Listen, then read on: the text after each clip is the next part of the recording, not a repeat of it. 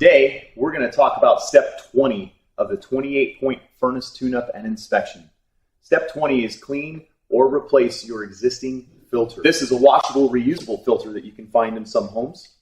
When we get these, it's really simple. We wash it from the clean side to the dirty side, blow all the dirt and debris out of there.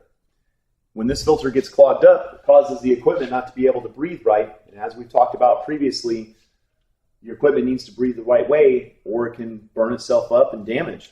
We don't want to do that. So when we come out and do your maintenance, we're either going to wash your filter or replace the filter that you have with one of the paper filters that maybe you've picked up from Home Depot or Amazon or something like that. We want to make sure that there's no obstruction, and I've talked about this many times, no obstruction in the system from where it takes the air in to where it pushes the air back out.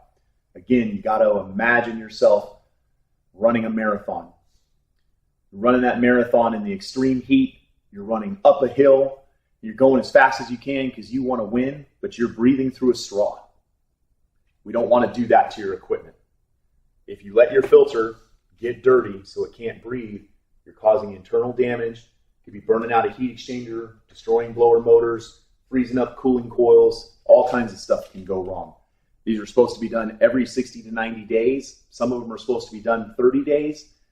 It's just really important that you get your air filter taken care of. That's why maintenance is so important to get taken care of on an annual basis. See you on the next video.